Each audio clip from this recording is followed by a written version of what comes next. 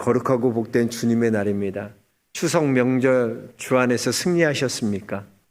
예, 명절 잘 보내시고 또 이렇게 하나님 앞에 다시 나와 예배할 수 있는 것 큰 은혜인 줄 믿습니다. 오늘도 영과 진리로 주님 앞에 예배하는 우리 모든 성도님들에게 하나님께서 한없는 은혜와 평강으로 충만케 하여 주실 것을 믿습니다.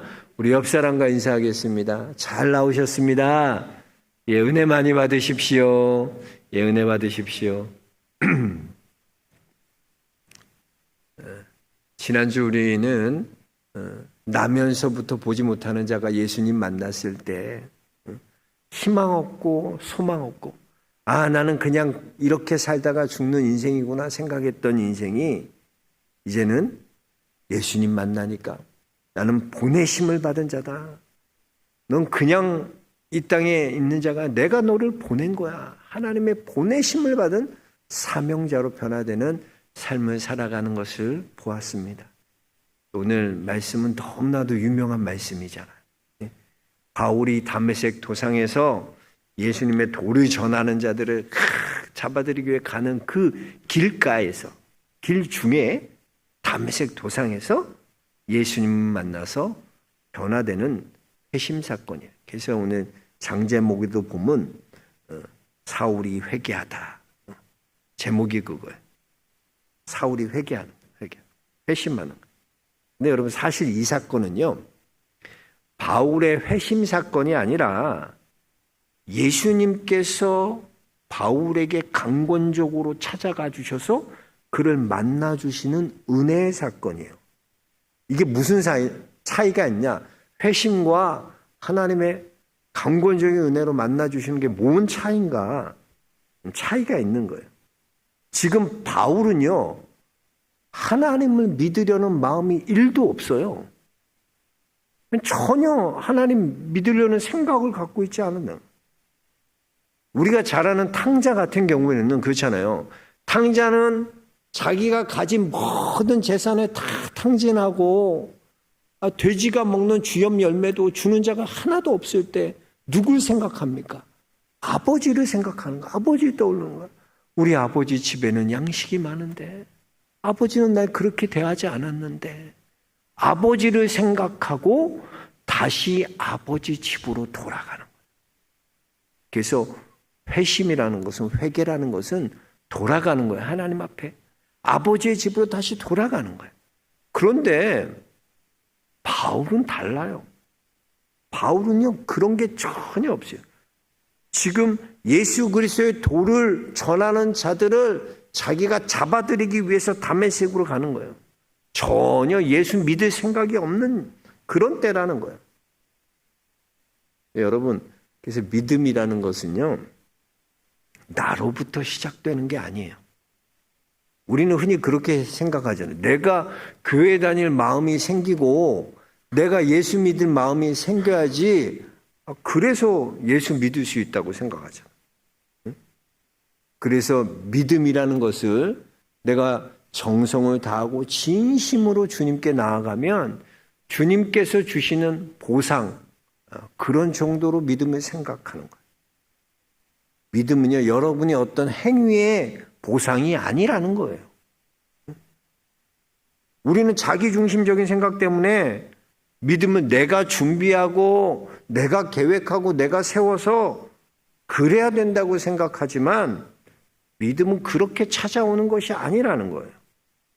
철저하게 믿음은 하나님이 먼저 우리에게 찾아와 주신 그 은혜의 사건이 바로 믿음의 시작인 거예요. 나로부터 시작되는 것이 아니라 믿음의 사건은 하나님으로부터 시작되는 거예요. 그래서 부르심이라는 것은요, 내 의지가 아닙니다. 내 의지와는 상관없어요. 강권적으로 하나님께서 찾아와 주셔서 우리를 만나 주시는 거예요. 우리 3절 말씀 한번 같이 다시 한번 읽어보겠습니다. 사울이 길을 가다가 담메색에 가까이 이르더니 호련히 하늘로부터 빛이 그를 둘러 비추는지라 그랬어요.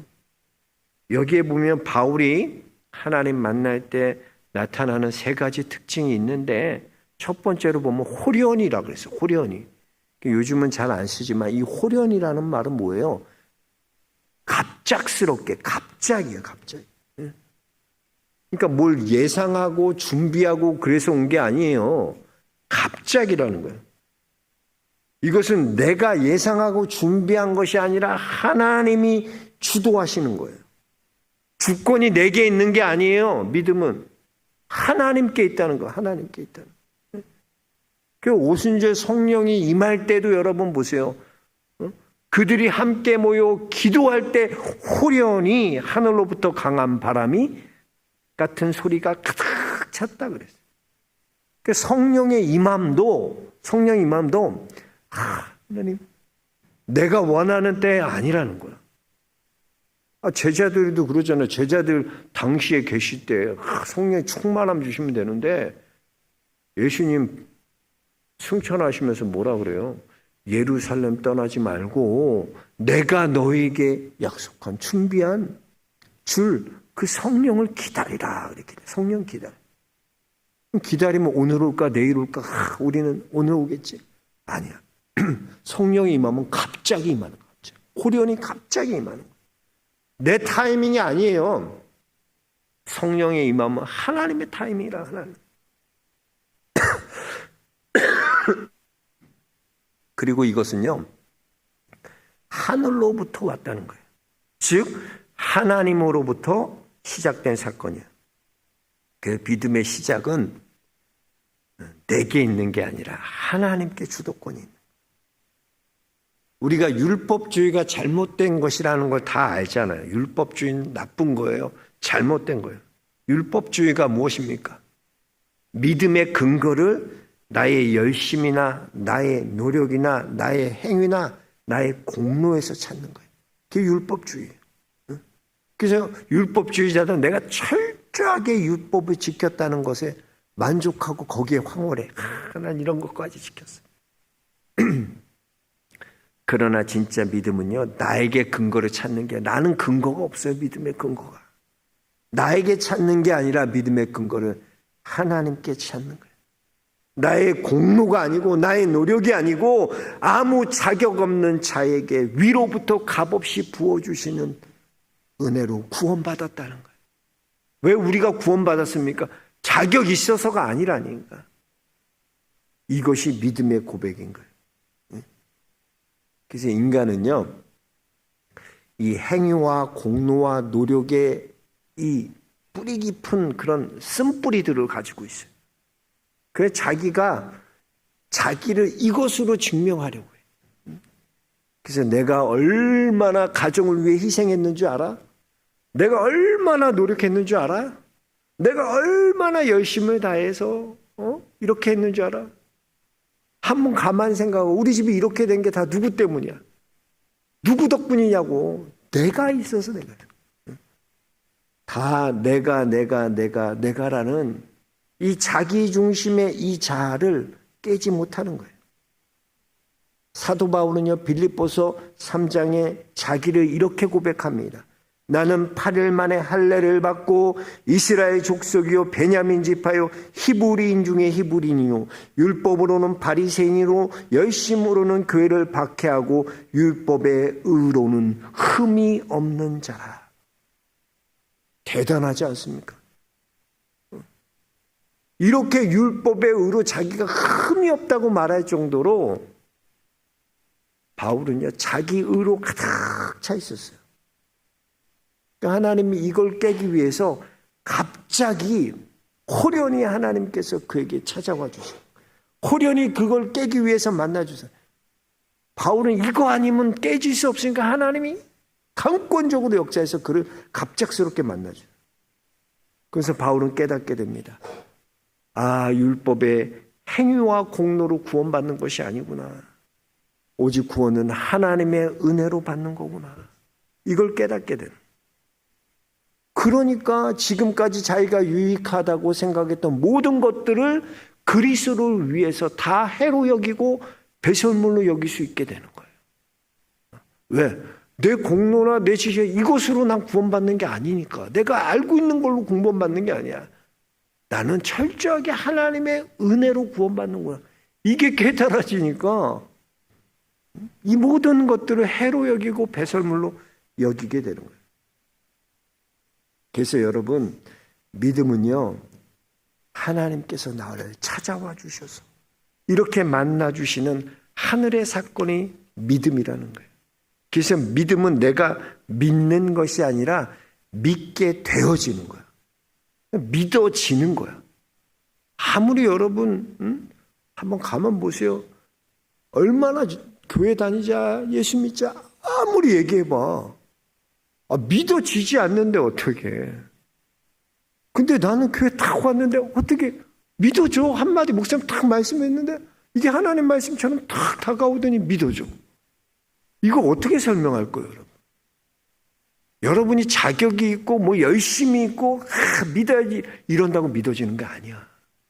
철저하게 믿음은 하나님으로부터 시작된 사건이고 하나님의 선물이고 하늘의 사건이라는 거예요. 그래서 여러분, 예수님 만나지 못하면요, 여러분이 신앙생활을 해도요, 이 행위와 공로와 이 열심, 이걸로 하게 돼 있어요. 나는 주의 성수도 하고 나는 11조도 한다. 나는 봐라, 난 성가대도 하고 여러 교회 봉사도 하고 난 뭐 이런 걸로 다 한다.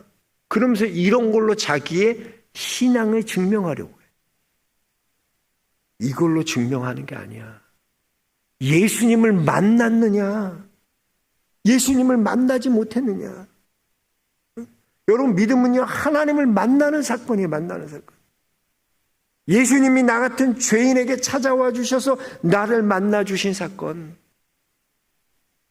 그것이 바로 믿음의 사건. 여기 보면 3절에 보면 빛이 그를 둘러 비쳤다고 했어요. 빛이 비쳤다. 이 정오의 빛보다 더 밝은 빛이 지금 사도 바울에게 비춰지고 있는 거예요. 이 빛이 비춰지니까 바울은 자신의 행위는 항상 옳은 것이고 이 다메섹 도상으로 그리스도의 도를 전하는 자들을 잡아들이는 이유가 뭐예요? 내가 옳고 그들이 틀렸다는 거예요. 그들은 하나님의 아들이라고 말하는 신성을 모독한 예수를 따르는 자들이야. 그 자들은 잘못된 거야. 그들은 틀렸어. 그래서 잡아 죽이려고 이렇게 예루살렘에서 다메섹, 예루살렘까지 가는 길이요. 다메섹까지 가는 길이 얼마나 먼지 몰라요. 200km니까 이 먼 길을 열정 가지고 자기의 의 가지고 잡으러 가는 거예요. 그런데 이 빛이 생명의 빛, 영광의 빛, 그 하나님의 빛이 비춰져요. 그러자 그 빛이 비춰지자 내가 지금까지 핍박한 예수님이 진짜 메시아구나. 예수님이 묻잖아요. 당신 누구십니까? 묻잖아. 나는 내가 핍박하는 예수다. 그 예수님이 진짜 메시아였던 거야, 그럼? 깨달아지는 거야, 깨달아. 진짜 구원자가 예수님이었구나, 이걸 알게 돼. 바울 보면 지금까지는 자기가 주도하는 주도적인 삶을 살았어요. 그런데 이 빛이 비춰지자 이제는 타인에 의존하는 그런 삶을 살게 돼요. 우리 8절 한번 읽어봅시다. 8절입니다. 사울이 땅에서 일어나 눈을 떴으나 아무것도 보지 못하고 사람의 손에 끌려 다메섹으로 들어가서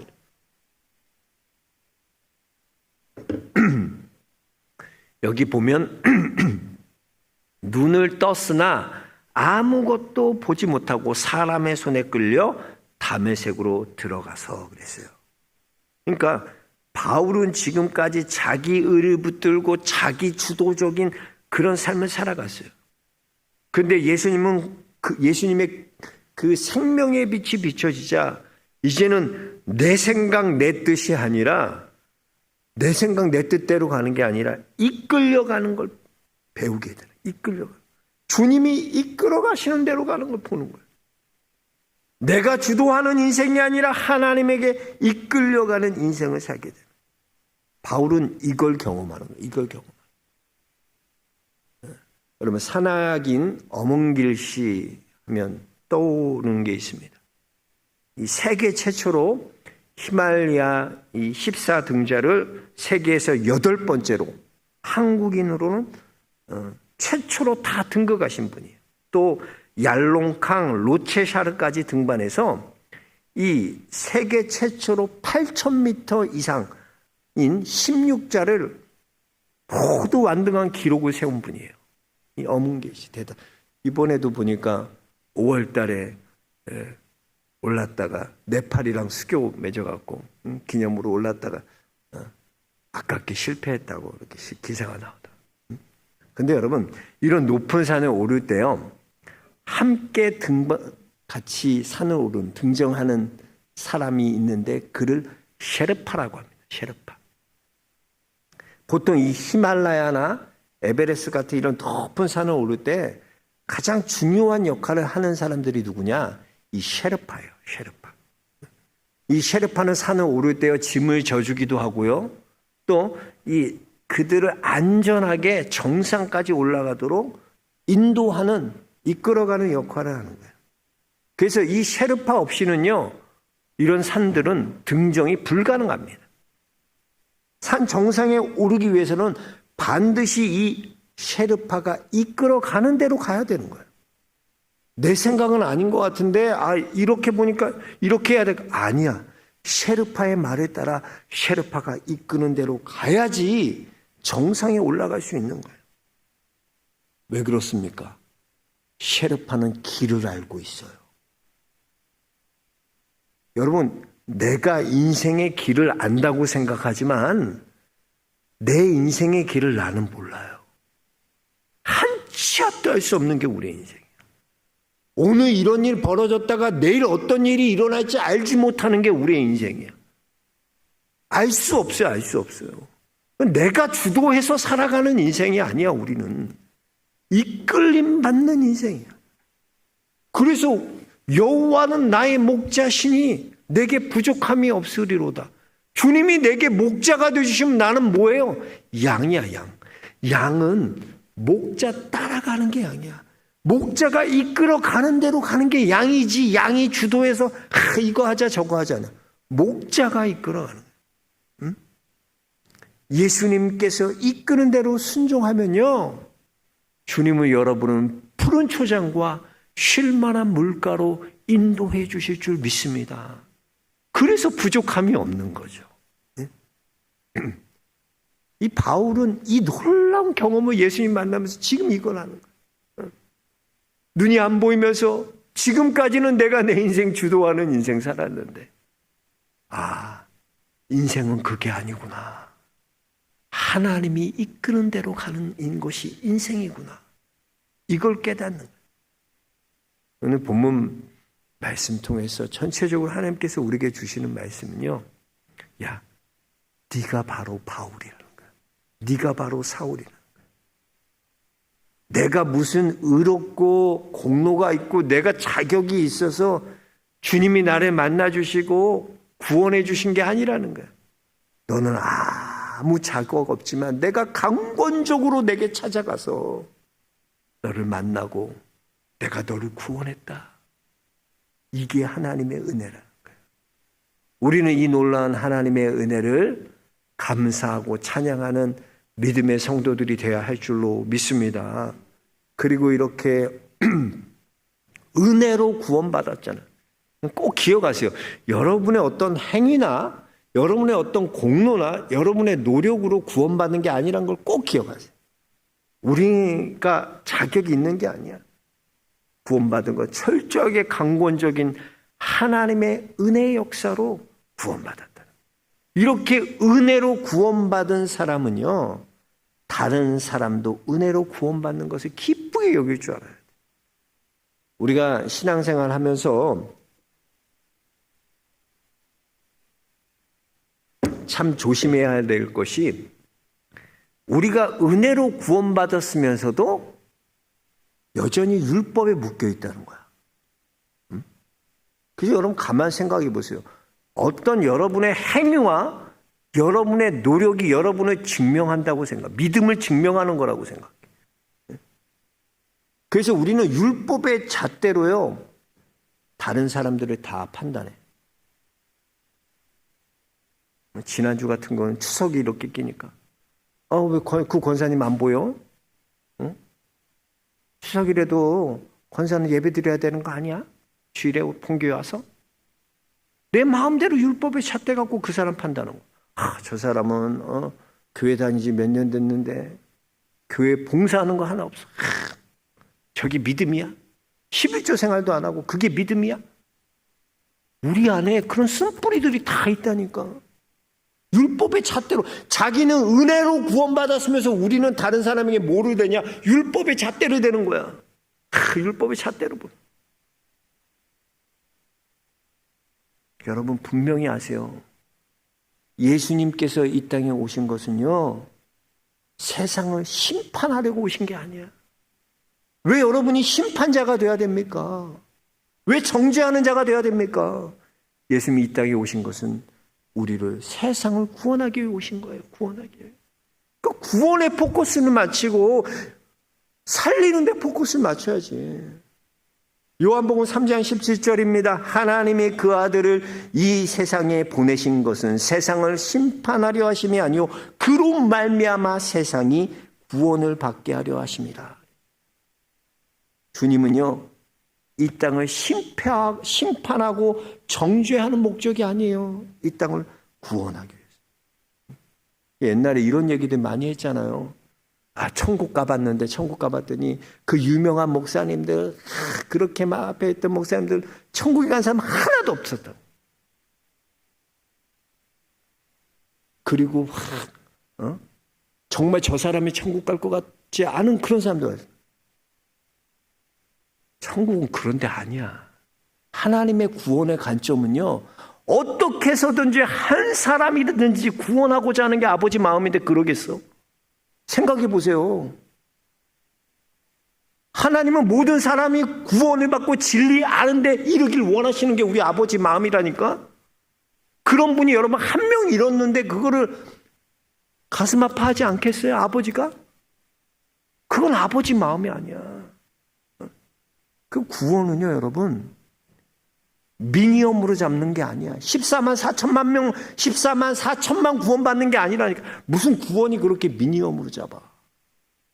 그럼 강도, 예수님 당시에 봐봐. 그 십자가의 양 옆에 있던 강도들 보세요. 주님 나를 기억해 주세요. 그렇게 얘기했을 때 내가 오늘 나와 함께 낙원에 있으리라. 그 사람 한 게 뭐가 있어. 얼마나 그 사람이 흉악한 강도야. 아마 어마어마한 강도였을까, 예수님. 근데 그 사람이 구원받잖아요. 그게 아버지 마음이라는. 주님은 어떻게 해서든 구원만. 그럼 우리가, 하나님의 자녀된 우리도 어떻게 해요? 어떻게 해서든 그 사람도 은혜 받고, 그 사람도 구원받고, 하나님의 자녀되면 기쁘게 여기고, 어떻게 하면 그들에게도 하나님의 은혜가 흘러갈까? 이래야 되는데 우리가 그렇지 않다니까. 율법의 잣대로 배. 나는 주의 성수도 하고, 나는 11조 생활도 하고, 나는 이것도 하고, 새벽 기도도 하고 나는데 너는 뭐 하냐? 그래서 네가 구원 받겠냐? 쥐가 구원을 주는 거야. 구원은 하나님의 은혜인데 자기도 은혜로 구원받았으면서 자꾸 뭐로 살려고 그러냐면 율법의 잣대로 살려고 그러는.